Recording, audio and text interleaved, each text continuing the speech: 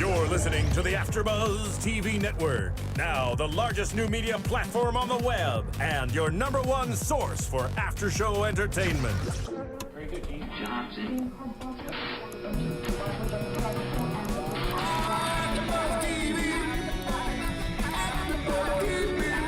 From the AfterBuzz Studios in Los Angeles, California, presented by Maria Menounos and Bing.com, and streaming live thanks to Akamai Technologies. This is AfterBuzz TV's America's Next Top Model After Show. We'll break down tonight's episode and get you all the latest news and gossip. And now, another post-game wrap-up show for your favorite TV show. It's AfterBuzz TV's America's Next Top Model After Show. Hi, Top Model fans. Bing is for doing, and we are doing an interview with Mike Scocozza today. And my co-host, Emma Kay, is on the phone with us. Hi, Emma. Hi, guys. And Mike, are you there? Hello. Hey, Mike Scocozza from Lehigh Valley, Pennsylvania. Is that right?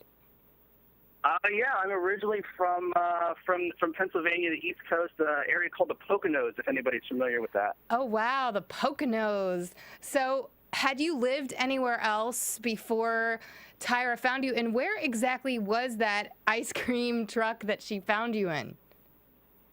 I moved out to California when I was 18 years old. I've lived all over Southern California, Orange County, L.A., all over the place. But yeah, I lived in LA now for a couple years, and I've been working on, it's a gourmet customizable ice cream sandwich truck called Cool House. And I was at a vending shift, just out on the street, out with the people, a shift I've actually done a number of times. And it was kind of towards the end of the day, and these two girls walked up, and one of them was kind of tall, and, you know, I'm talking to them, doing my normal ice cream thing. And towards the end of the conversation, one of them says, "Oh, have you ever done any modeling before?" And I said, "No." And she's like, "Well, I'm casting for America's Next Top Model. We're going to be doing guys and girls this season." She's like, "I think you'd be great for the show. Can I get your info?" And it wasn't until she said that I realized, that's actually Tyra Banks. So I got a little nervous for a second.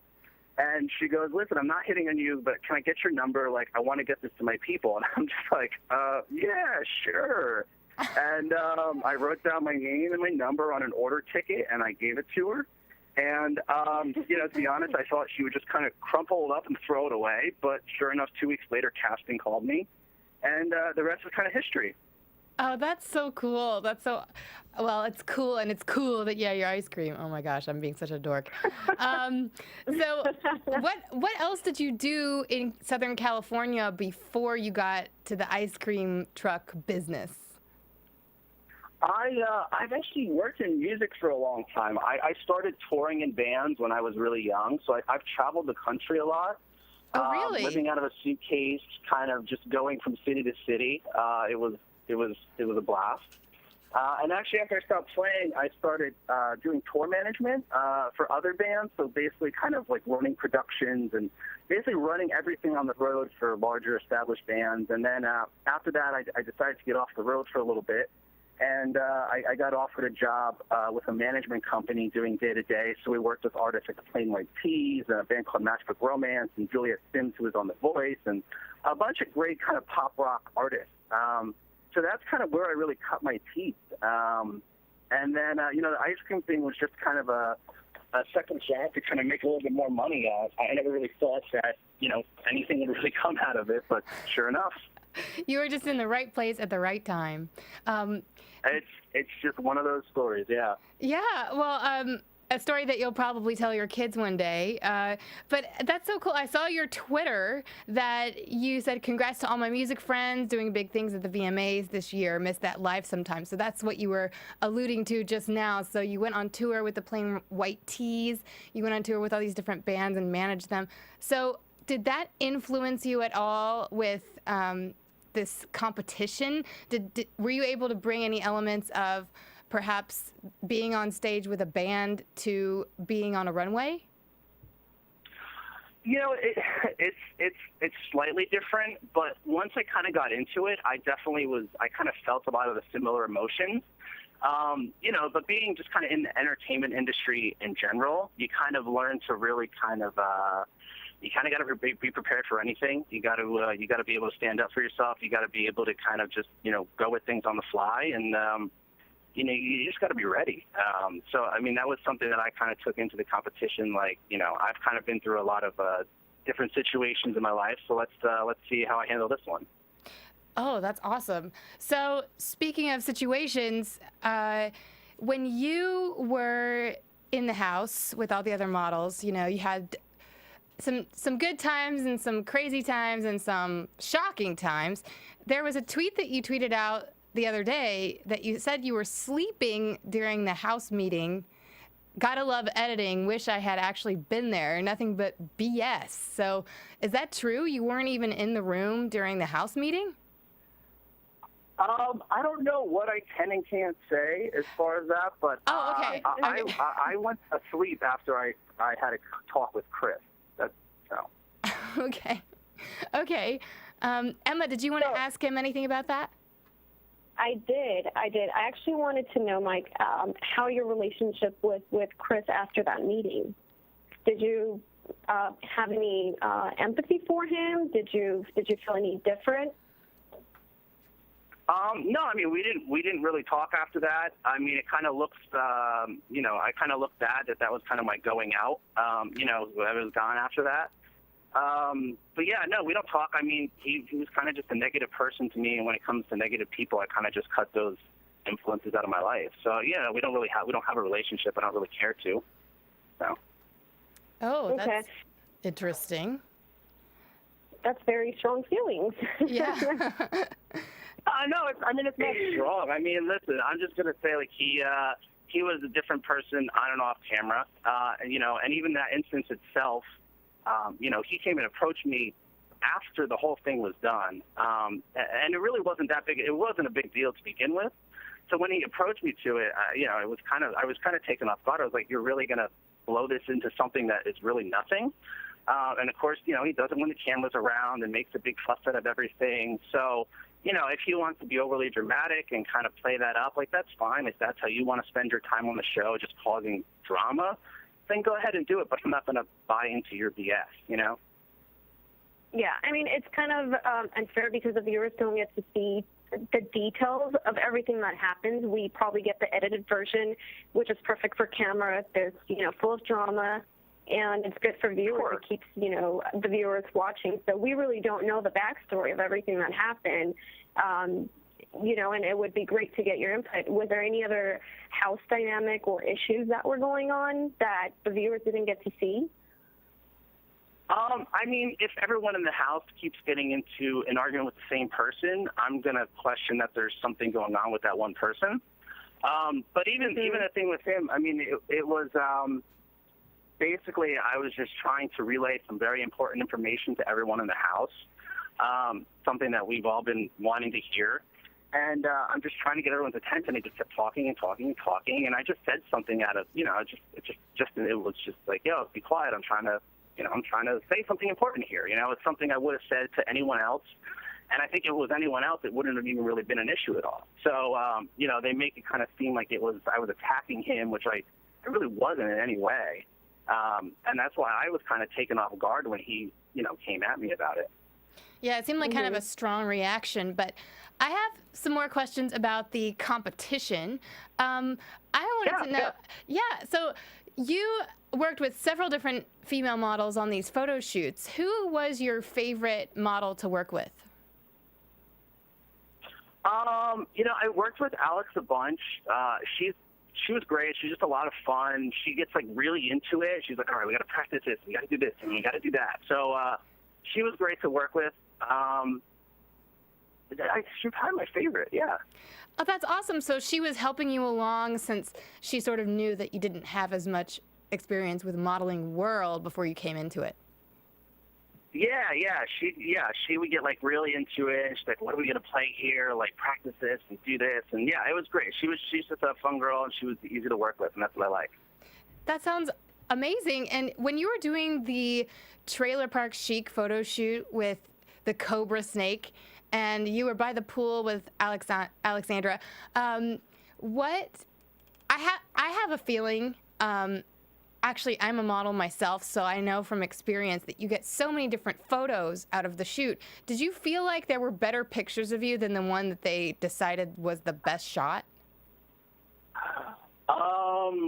Personally, yeah, I think I do. Yeah. But again, we see what we see the picture that they choose for us. So, I can't fully speak on that. But I feel like, I felt like I hit some good things here and there, I agree. I think watching the video footage of the photo shoot, there looked like there was possibly some better, body positions and stuff like that. While you're shooting, do you ever get a chance to look at the photographer's camera, like as the images come up on the back of it? Do they ever show it to you? No, we don't see anything. It's completely blind.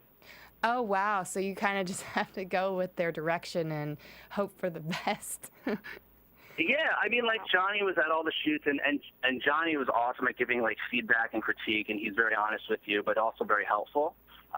So having him there was great. And every photographer was kind of different. Some gave more direction than others. Some were kind of just like, do your thing. Other ones were like, I want to see this, I want to see that. So it all just depended on who you were working with at the time too. Yeah, So who was your favorite photographer to work with? I love Sarah Silver. What's that? Oh, go ahead. Oh, no. Sarah Silver, who actually shot a couple of the shoots, was great. She was like super laid back, really easy to work with. I loved her. And then we shot some of the stuff we did later on, which I don't know if I can really talk about, but some of those photographers were really, really, really, really great to work with. It seemed as things kind of progressed, everything got up and up and up, and we keep working with better and better people. That's amazing. Sarah Silver, she shot you with Alessandra Ambrosio, correct? She did. Best photo. Yes, that photo is so cool. Congratulations on getting best photo that week. What was it like to shoot with the world famous Victoria's Secret model? It was. It's so funny because they make it look like it was like so nervous on the shoot, and I mean, you're always there's always some bit of nerves, but at the time I'm just like, this is awesome. I'm in a bed with two hot chicks, one of which is a Victoria's Secret supermodel, and I'm like half naked, and I'm like, this is great. I'm like, no offense, but this hasn't really happened to me before, so I'm gonna just enjoy this and kind of take this all in and have fun with it. So yeah, it was great. I mean, Alessandra's gorgeous girl. She is gorgeous, and you shot that photo also with Kanani, and no disrespect to Kanani, but you really were so strong that she was almost an accessory. Yeah. I mean, I guess. I mean, it's a competition. I'm just looking out for me. I mean, you want to have a good photo in general, regardless of who's in it. Mm-hmm. But at the end of the day, it's like, I care about how I turn out. Right, but I think it worked really well, and you really understood the challenge. What would you say was the most difficult challenge for you? Most difficult. I mean, the spinning runway was kind of nuts. I mean, I've never done that much runway to begin with, and now you're going to make it spin on me. I mean, that was a little a little difficult. But I mean, everything we did was seriously a new challenge. I mean, like it was like when you think you know what's going to come next, or like what they're going to have you do, they throw something completely different at you, and you're just like, all right, well, I just got to do this and hope for the best, Right. Okay. So, yeah, I thought that looked pretty crazy with the turntables. Like, how would you even get up onto it? Did you guys get a chance to practice it before you were on camera? No, they showed us how to do it, and they're like, oh, yeah, you'll be fine. And that was it. So, Mike, I have a question for you. Throughout the competition, who did you feel was your biggest competitor? One from the female and one from the male.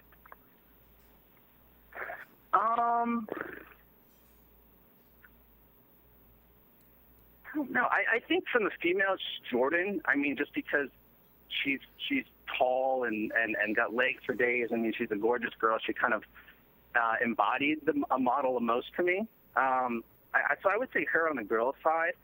As for the guys, I mean, it's tough. I think Jeremy and I were probably the two in the best shape on the show.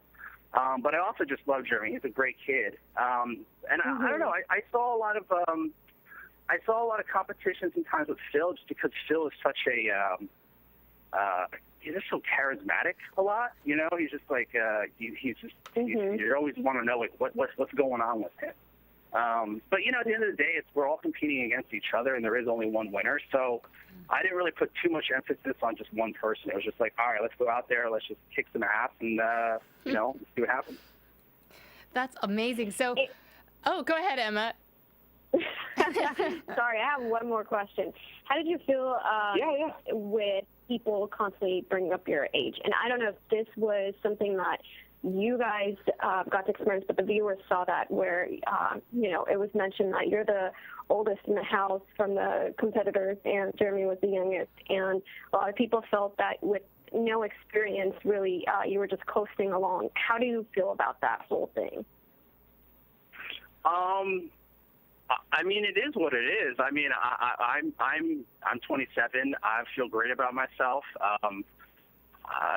You know, I didn't really look at it as, you know, especially with guys, when it comes to modeling, you can be much older. It's not like it is for women.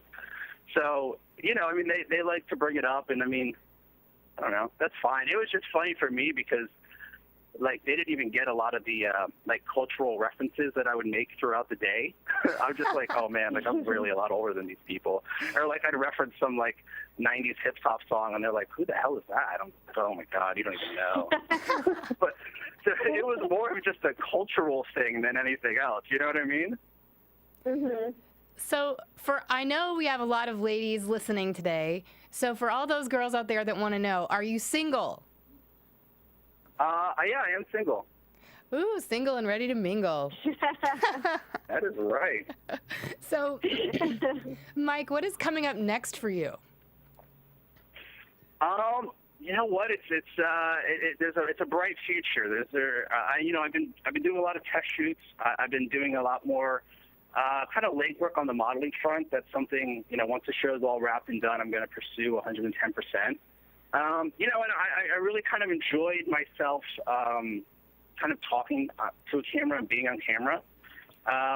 It's something that I did when I was younger, and yeah, I like that. So I see myself somehow getting, you know, more involved with TV as well. So I don't know. It's been a crazy year already, and I think it's just the beginning. It's going to continue to go up and up. So are you still based in Southern California? Yeah, I live in downtown LA, actually. Oh my gosh, right down the road really from our studio, which means that you are welcome to come in anytime. What? Oh my God, yes. You're downtown?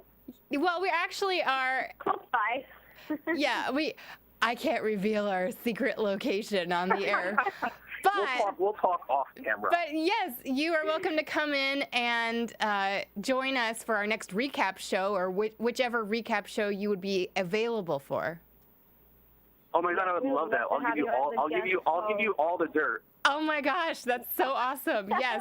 Oh, okay. So next week it's on. We will talk to our producers about that for sure. So you are getting to do these photo shoots with the other models for each challenge, but we don't get to see it on TV. It's exciting, though, to know as a model that you get to have all of these cool photos for your portfolio. So people are still able to vote for you online, correct? No, all the voting's been done for. Oh, the voting is done. Everything okay. for the show is wrapped. Okay. Man, because I wish I could keep voting, because I would bring you back. Well, you missed out. You missed out on your opportunity. I know. I have to be more on top of the voting. So where can everyone find you? Do you have a website? Yeah, it's Mike Scocozza, SCOCOZZA.com. And it's just Twitter, Mike Scocozza, Instagram, Mike Scocozza, YouTube, Mike Scocozza. You're going to be saying that name a lot. All right, Mike Scocozza. Well, I'm already following you on Twitter. I got to follow you everywhere else, as well as all the people listening. Keep tabs on this man, because I think you have a lot going for you. And let's see. What else? Emma, did you have any other things you wanted to ask him? Well, I did. Okay, go for it. I wanted to know, who do you think should have gone home last week instead of you? Did you think it was fair, the selection or the elimination process? And did you think, how did you feel about Jeremy being in the bottom two with you? It was rough being up there with J Money. We were, like I said, we were tight in the house. We'd work out together. We kick it a lot. So, it kind of sucked being up there with him because, one of us had to go. It definitely wasn't my strongest photo, but again, it's tough. It's so tough because you just don't know what's going to happen, and you don't know what the producers are thinking and what's going on in their head, So, yeah, I mean, I wish I would have stayed in the competition longer, but at the end of the day, I really can't be upset about it. It was an incredible experience for me. It's an incredible story, and, it's just the beginning. So it's all good. Well, thank you so much. So can we expect you on the big screen anytime soon? Movies, TV shows? Not yet, but let's hope so soon. Awesome. We'll have our fingers crossed. Thank you. Thank you. Thank you so much, Mike, for talking to us today. Thank you for taking time out of your busy schedule to talk to us girls. So for everyone out there, you can download us on iTunes, YouTube. You can rate and comment. We love to see what you're saying and hear your feedback. Let us know what we're doing right, what we're doing wrong. Tell a friend. It only takes a minute. So follow us. And everybody listening out there, you can find me on Twitter and Instagram at The Runway Queen. And for Emma, you can find her on... You guys could find me on Instagram and Twitter at Real Emma King.